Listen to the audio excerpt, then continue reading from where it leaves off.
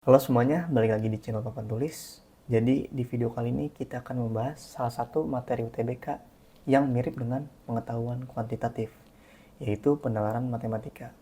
Nah, bedanya apa sih antara penalaran matematika dengan pengetahuan kuantitatif?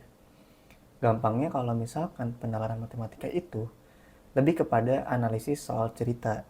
Jadi misalkan nih ada soal sebuah cerita, kita harus menganalisisnya dulu nih sebelum memecahkan masalah tersebut. Jadi kita harus nyari dulu pakai rumus apa, habis itu apakah soal cerita tersebut berkaitan dengan rumus yang kita pakai atau enggak. Nah, lebih kepada soal cerita intinya gitu. Kalau pengetahuan kuantitatif itu ya lebih gampang lah. Dia itu udah tahu nih ada soal, kita udah bisa pakai rumus yang ini. Jadi nggak perlu mikir dulu harus pakai yang mana. Oke, lanjut aja sekarang kita ke nomor yang pertama biar lebih paham lagi bedanya apa sama pengetahuan kuantitatif. Yang pertama, Anggun membawa 3 buah barang, yaitu A, B, dan C yang beratnya berturut-turut 1450 gram, 0,5 kg, dan 3,2 kg. Kalau berturut-turut berarti sama ya. A itu yang pertama, B itu yang kedua, C itu yang ketiga. Kita tulis dulu nih. Yang A itu 1450 gram, yang B itu 0,5 kg, atau kita bisa sederhanain jadi 500 gram. Yang C itu dia 3,2 kg atau 3200 gram ya kan. Gimana caranya ngubah kilogram ke gram? Gampangnya itu dikali 1000 atau ditambahin 0,3. Itu aja ya. Sekarang kita lanjut. Mereka ini, 3 barang ini maksudnya, bakalan dikirim ke Cimahi. Nah, tabel ini menunjukkan biaya pengiriman barang. Soal utamanya adalah, jika Anggun ingin berhemat, yang paling menguntungkan bagi Anggun di antara pilihan berikut adalah pengiriman barang A, B, dan C masing-masing terpisah. Oh, jadi intinya kita pengen nyari mana yang paling murah ongkirnya. Jadi gimana caranya biar kita mendapatkan mendapatkan ongkir yang paling murah. Jadi misalkan nih, yang A, B, dan C masing-masing terpisah. Kita urutin dulu nih pengirimannya. Ada tingkat 1, 2, 3, 4, 5. Biar gampang ya. Semua dipisah nih. Ini kita pisahin dulu yang A. Semuanya dipisah, berarti yang A itu masuknya ke urutan 3, ya kan? 1001 sampai 3500. Berarti dia itu total biayanya 13.250. Yang B, sorry, ini bukan yang B. Yang B ini, barang B itu dia masuknya ke 2 ya kan, tanggung banget itu loh. Dia itu 500 gram tapi dihitungnya yang kedua, karena di urutan pertama itu di bawah 500 gram. Jadi dia ke urutan kedua ongkirnya 6.900. Sekarang yang barang C, barang C itu 3.200 gram, masuknya ke 4 ya kan, 3000 masuknya yang ketiga 1001 sampai 3500. Berarti sama kayak yang A. Padahal bedanya lumayan kan, tapi masuknya ke urutan yang sama. Jadi kalau kita lihat dari sini kemungkinan besar kalau semuanya dipisah itu lebih mahal dibandingkan ada yang digabung. Jadi totalnya ini dia 26.500 ditambah 6.900. 33.400 ya. Ini kalau yang A 33.400. Sekarang yang B, pengiriman barang A dan B digabung. A dan B digabung. A plus B berarti dia berat barangnya itu 1450 ditambah 500 gram, 1950. Berarti dia masuk ke yang urutan 3 juga sama. Urutan ketiga, atau dia masuknya 13.250. Sekarang yang C. C tadi kan udah nih, urutan ketiga juga 13.250. Kalau dijumlahin 26.500. Dah, lebih murah dibandingkan sebelumnya kan. Otomatis yang A itu udah nggak bisa jadi bebannya, udah nggak bisa yang paling murah. Sekarang yang ketiga atau yang C, pengiriman barang A dan C digabung. A dan C digabung nih. A plus C digabung berarti dia 1450 ditambah 3200. Berarti 4650. Masuknya ke 4 ya kan. Yang keempat itu dia 24.500. B-nya tadi masuk di urutan kedua atau 6.900. Ini kalau dijumlahin aja udah lebih dari 30.000. Ini udah otomatis walaupun kita nggak ngitung, jawabannya bukan ya kan. Karena kita nyari yang 26.000 di bawah 26.500. Berarti yang 3 salah atau yang C. Sekarang yang D. Barang B dan C digabung. Barang B dan C digabung itu dia berarti jadi berapa? B 500, C itu 3.200, berarti 3.700. Masuknya ke nomor 4 ya kan. 4 berarti dia tadi 24.500. Yang A dipisah masuknya urutan 3. Makin mahal juga nih, 13.250. Ditambahin udah lebih dari 30.000. Otomatis dia juga bukan. Sekarang yang pengiriman E atau 5, pengiriman barang A, B, dan C digabung. Kalau digabung udah kemungkinan besar dia di atas 5 kg atau di atas 5.000 gram. Ya enggak? Karena nih A itu 1450, yang B ditambah 500. Ini yang E ya. Yang C itu 3200. 3200 tambah 1450 itu udah 4650. 4650 ditambahin 500 itu udah 5150. Berarti dia ongkirnya yang ini urutan kelima atau 37.700. Makin mahal ya. Jadi jawabannya ini bukan. Jawaban yang benar adalah yang B atau yang 2. Pengiriman barang A dan B digabung, sedangkan barang C dipisah. Nah itu yang paling murah. Sekarang kita lanjut ke nomor 2. Soalnya masih sama dengan tabel yang sama. Perbedaannya dia menanyakan diketahui terdapat penambahan biaya sebesar 3.000 untuk setiap pengiriman. Jika Anggun ingin mengirim 2 barang sekaligus dan 1 barang terpisah, biaya termurah yang dikeluarkan Anggun maksudnya. Kita pengen nyari lagi biaya termurah, tapi setiap pengiriman itu ditambah 3.000. Sebenarnya kalau kayak gini kita nggak perlu ngitung lagi sih, karena tadi kita udah menemukan ongkir yang paling murah sama pengiriman barangnya paling murah lah intinya. Jadi kita nggak usah ngitung lagi. Ditambah lagi dia bilang gini nih, pengen mengirim 2 barang sekaligus dan 1 barang terpisah. Nah, makin cocok lagi kan. Tadi kan yang pertama kita gabungin A sama B, terus C-nya dipisah. Jadi otomatis sudah sama nih, ini 2 barang sekaligus sama 1 barang dipisah. Ditambah lagi biaya pengemesan sebesar 3.000 untuk setiap pengiriman. Ya udah ini tinggal ditambahin 3.000 sama masing-masing pengiriman kan. Berarti ini 3.000, yang ini 3.000. Total tambahan pengirimannya 6.000 nih. Terus tadi kita udah dapet yang A plus B sama C-nya itu totalnya, total ongkirnya dulu ya. Tadi berapa? 26.500. 26.500. 500 ditambah sama 6.000. Hasilnya berarti 32.500, ya kan? Ada nih jawabannya yang D. Kenapa kita nggak perlu ngitung lagi yang lainnya? Karena gini misalkan nih. Misalkan kita ngambil 2 barang yang digabung sama 1 barang terpisah. Contohnya yang 3 deh, yang C nih. Yang ini nih. Yang C tadi kita kalau ditotalin 31.400. Nah, dari sini aja, dari ongkirnya aja udah mahal gitu loh, 31.400. Gimana kalau ditambah sama pengemasan sebesar 3.000 masing-masing pengiriman? Pastinya juga bakalan lebih mahal dong dibandingkan sama yang ini. Kalau yang pertama udah mahal, udah lebih murah, otomatis yang kedua juga bakalan lebih murah. Jadi nggak perlu dihitung lah. Soal bonus sih sebenarnya ini mah. Oke, aman ya. Sekarang kita lanjut ke yang nomor 3. Nah, sekarang kita lanjut ke nomor 3, yaitu soal tentang Liga Serie A Italia atau ngitungin klasemen nih. Biasanya yang udah nonton bola, yang sering nonton bola itu udah familiar banget lah ngitung-ngitung gini. Gimana caranya tim unggulan gue tuh bisa lolos, gimana cara biar dia peringkat teratas gitu. Nah sekarang kita menghitung ini semua.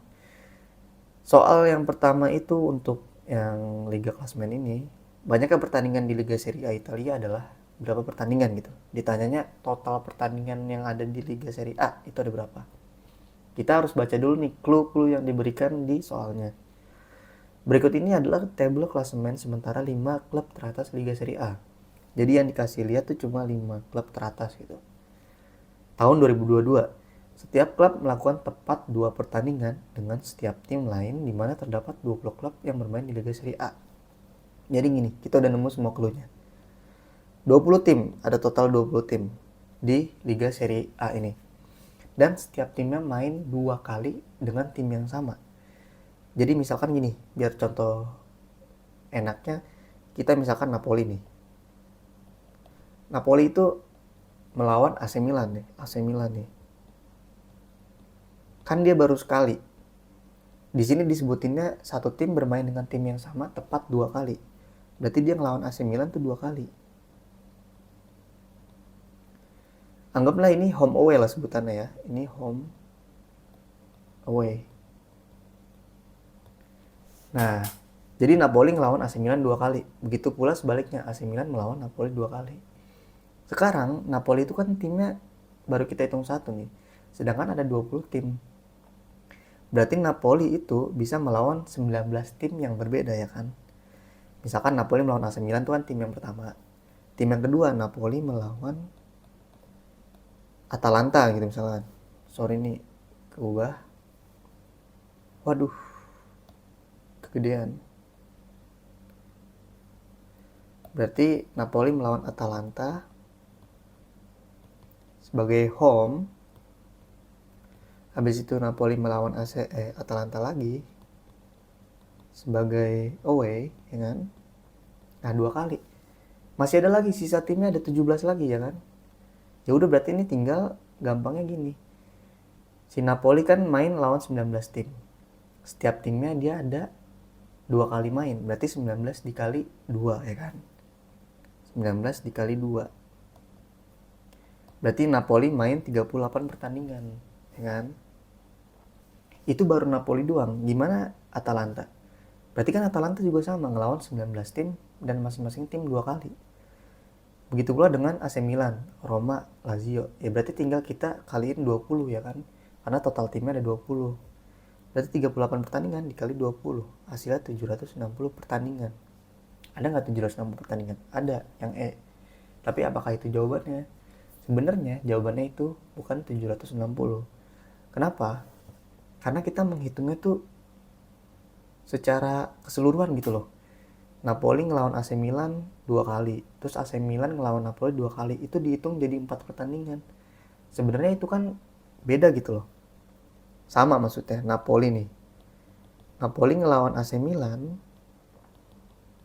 sama AC Milan ngelawan Napoli. Itu sama aja kan sebenarnya kan. Kita nggak bisa ngitung itu sebagai 2 pertandingan. Karena ya yang ngelawan itu Napoli sama AC Milan doang, sama AC Milan lawan Napoli, udah. Tapi tadi kita ngitungnya itu semuanya dihitung. Jadi Napoli lawan AC Milan itu 1 pertandingan, AC Milan lawan Napoli itu 1 pertandingan. Harusnya itu salah. Kita nggak bisa ngitung itu sebagai 2 pertandingan yang berbeda. Sebenarnya kita tinggal bagi 2 aja sih. 760 dibagi 2 jadinya 380. Udah itu hasil benernya. Kenapa bisa bener? Karena kan tadi kita ngitung nih, AC Milan melawan Napoli itu beda sama kayak Napoli melawan AC Milan. Kita kan ngitung 2 kali. Jadi kita tinggal bagi 2 aja, itu hasil yang benernya. Jadi gimana caranya? Kemarin kan di pengetahuan kuantitatif udah gue bahas ya tentang peluang. Nah, peluang itu kita bisa gunain di kasus ini. Caranya gimana? Caranya dengan menggunakan kombinasi. Ingat gak kemarin di bahasan kombinasi? Jadi kombinasi itu tidak memperhatikan urutannya. Atau kayak tadi tuh, Napoli lawan AC Milan sama AC Milan lawan Napoli kan sama aja. Jadi kayak gitu penggunaan kombinasi. Rumusnya adalah gimana? C N R. N faktorial per N dikurang R faktorial sama R faktorial. N adalah banyaknya sebuah tim, banyaknya tim, sorry. Banyaknya tim di sini ada berapa? Ada 20. 20 dikurang R-nya apa? R-nya itu banyaknya pertandingan yang dilakukan oleh berapa tim gitu. Pertandingan dilakukan oleh banyak berapa tim. Gimana sih? Berapa tim yang bisa dilakukan dalam satu pertandingan. Gini langsung contohnya aja. Misalkan satu pertandingan Napoli lawan AC Milan. Itu kan ada 2 tim. Nggak mungkin dong ada tim satu lagi yang ikut. Jadinya ada 3 orang nih. Ada 3 tim. Nggak bisa kan? Satu pertandingan itu cuma boleh 2 tim. Ya kan? Jadi R-nya itu 2. Ya kan? Dihitungnya 2 doang. Sama di sini R-nya 2 lagi. 20 faktorial itu bisa kita sederhanain lagi dengan kayak gini. Karena di bawahnya ada 18 faktorial. Didapat dari 20 dikurang 2. Hasilnya 18 faktorial sama 2 faktorial. Tinggal dicoret. Ada lagi nggak yang bisa dicoret? Ada lagi dong. 20 sama 2 faktorial. 20 dibagi 2 berapa? 10. 10 dikali 19, 190. Udah gampang jadi kayak gitu. Total keseluruhan pertandingan yang ada di Liga Serie A adalah 190 pertandingan. Oh ya, ini kan yang 190 itu kita baru menghitung home-nya ya kan. Baru ngitung satu pertandingan tim dengan satu pertandingan tim yang lainnya. Tadi kan ada home away kan. Berarti kalau misalkan kita pengen ngitung home away-nya, tinggal dikaliin 2 aja nih. Banyaknya total pertandingan ada 380. Jadi jawabannya yang C. Kita lanjut ke nomor 2 di Serie A Italia nih. Sekarang pertanyaan yang ditanyakan adalah poin minimal yang harus diperoleh oleh Napoli sehingga menjamin tim ini sebagai juara Liga Serie A tahun 2022 di pertandingan tersisa. Nah, ini biasanya yang udah sering nonton bola kan paham banget nih. Kalau misalkan yang ini mainnya menang kalah, otomatis dia bisa jadi peringkat pertama gitu. Atau misalkan kalau dia kalah di pertandingan selanjutnya, dia nggak lolos Liga Champion gitu. Nah, ini kita harus ngitung gimana caranya Napoli itu jadi udah pasti juara lah, udah pasti juara Liga peringkat pertama gitu dengan pertandingan yang tersisa. Gampangnya gini, kita sekarang hitung dulu poin yang udah didapatin dari Napoli. Dia udah menang 29 kali. Kalau menang 29 kali, poinnya kan dikali 3. Berarti berapa tuh? 20 kali 3, 60. 3 kali 9, 27. Berarti 87 poin dari menang. Sekarang imbangnya berapa? Imbangnya 1 kali. Kalau misalkan imbangnya 1 kali, dapat 1 poin. Berarti ditambah 1 kali 1 atau 1 poin. Hasilnya dia ada 88 poin dari 32 pertandingan yang udah dijalanin. Sekarang kita lihat dulu nih, yang deket-deket sama dia tuh apa aja? Atalanta sama AC Milan. Kita kalau misalkan pengen mastiin Napoli jadi juara grup, anggap aja yang di bawah Napoli itu pertandingan sisanya menang semua. Jadi kita cari pertandingan yang paling banyak, sisa pertandingan yang paling banyak di antara klub yang ada di bawah Napoli. Ada nih AC Milan 31 pertandingan. Dan juga dia bedanya nggak terlalu jauh kan menangnya sama si Atalanta. Kalau misalkan dia pertandingan ke-32 menang, otomatis dia di atas Atalanta karena dia imbangnya lebih banyak ya kan dibandingkan Atalanta. Jadi kita patokannya sama AC Milan-nya aja nih. AC Milan sekarang ada 23 menang. 23 menang dikali 3. Berarti poinnya udah 69 poin ya kan. Ditambah imbangnya 5. Imbangnya 5 itu ada 5 poin. Berarti dia ada 74 poin. Nah sekarang kita anggap aja nih 7 pertandingan sisanya, kan tadi kita udah tahu kan setiap klub itu mainnya 38 kali. 7 pertandingan sisanya itu dia menang semua. Tinggal dikaliin aja 3. 7 dikali 3 sama dengan 21. Nah 74 poinnya ditambahin 21. Berarti ada 90. Ini dihapus dulu sorry. Berarti ada 95 poin kan. Nah ini yang kita jadikan patokan untuk Napoli bisa juara Liga lah, udah pasti juara Liga.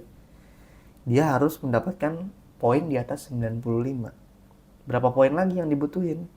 Yang dibutuhin itu cuma 7 poin lagi biar jadi 95 kan. Kurang 7 poin lagi lah. Kalau di Liga Italia ini kan harus di atas 95 poin, gak mungkin dia sama. Kalau sama itu kan seri gitu, dihitungnya head to headnya atau yang lainnya kan. Tapi ini udah pasti menang gitu loh, kita nggak bisa ngandelin head to head atau yang lainnya. Berarti kita harus mendapatkan 8 poin biar di atas 95 poin. Paham nggak? Jadi jawabannya yang C, 8 poin. Karena kita harus nyarinya tuh yang udah pasti dia menang gitu. Nggak boleh yang lainnya gitu. Nggak boleh ada kayak sama nih poinnya, tapi kan dia menang yang ini, menang yang ini. Kita nggak bisa ngira-ngira gitu. Jadi harus benar-benar pasti gitu. Jadi dia butuh 8 poin untuk menang. Cukup butuh 8 aja lah. Kalau kita jawab 10, iya dia menang. Tapi udah beda jauh dibandingkan dengan 8 poin. Maksudnya itu ya dia cukup 8 poin udah menang aja. Gitu ya. Jadi bolak-balik kan ngomongnya. Sekarang soal yang ke terakhir di Liga Serie A nih. Soalnya adalah jika di pertandingan tersisa Atalanta memenangkan 2 pertandingan dan sisanya imbang, kemungkinan komposisi menang imbang kalah untuk AC Milan pada pertandingan sisa untuk menjamin bahwa AC Milan menempati posisi kedua pada klasemen akhir adalah. Nah, gini. Si Atalanta nih dia memenangkan 2 pertandingan. Jadi misi kita itu menjadikan AC Milan di peringkat kedua. Sedangkan peringkat kedua Atalanta. Dia bilang gini nih. Sisa pertandingan Atalanta menangin 2 pertandingan. Sisanya imbang.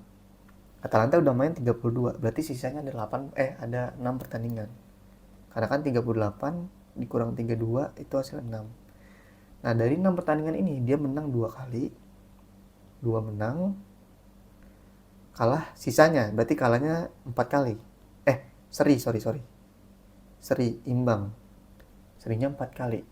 Berarti dia mendapatkan poin tambahan 2 kali 3 itu 6 poin. Dan imbangnya itu 4 kali 1, 4 poin. Berarti dia mendapatkan 10 poin tambahan. Ini 10 poin tambahan dari 6 match setelahnya. Kita hitung dulu poin dia setelah dia menang 24 kali sama imbang 2 kali. Kalah nggak usah dihitung karena dia 0 poin. 24 dikali 3 sama dengan 72. Ditambah 2 kali imbang berarti tambah 2 poin. Hasilnya 74. Ditambah sama 10 poin tadi. Berarti 84 poin akhir di Atalanta. Jadi ibaratnya dia udah main semua game, pertandingannya total udah 38. Di klasemen akhirnya dia mendapatkan 84 poin. Sekarang biar kita bisa AC Milan menjadi peringkat kedua, otomatis dia harus di atas 84 poin kan. Gimana caranya? Berarti kita harus lihat dulu nih. Pertandingan AC Milan 31. Berarti sisanya itu ada 7 pertandingan kan. 7 pertandingan lagi nih. Sekarang dia bilangnya gini, tapi ada kasus lagi. Kalau misalkan AC Milan ini menang 3 kali, imbang 3 kali, kalah 1 kali, dia lolos nggak jadi peringkat kedua? Kita hitung aja ya. Tadi kita udah ngitung total poin yang dimiliki AC Milan di 31 pertandingan itu ada 74 poin kan. Nah, 74 poin mana? Nih AC Milan 74 poin. Oke. Terus sisa 7 pertandingannya 3 kali menang. 3 kali menang berarti ini yang pertama ya. 3 kali menang dikali 3 itu 9. Terus yang imbangnya 3 kali. Yang kalah pokoknya gak usah dihitung karena dia 0. 3 ditambah 3 dikali 1 3 ditambah 9 berarti 12. 12 kalau ditambahin 74 hasilnya itu 86. Dia di atas 84 kan. Berarti kalau misalkan 3 kali menang, 3 kali imbang, 1 kali kalah, itu masih mungkin menjadi peringkat kedua. Sekarang yang 3 kali menang, 2 kali imbang, 2 kali kalah. 3 kali menang dikali 3 9 ditambah 2 kali imbang tambah 2 sama dengan 11 ditambah 74 85 masih mungkin karena dia di atas 84. Sekarang yang ketiga, 3 kali menang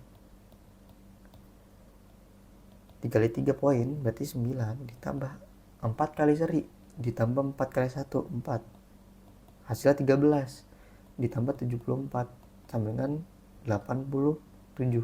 Masih mungkin lagi karena di atas 84. Sekarang yang terakhir, yang nomor 4. 3 kali menang lagi, berarti dia poinnya dapat 9. Terus ditambah serinya 0, dia nggak dapat poin tambahan dah. Berarti 9 ditambah 74.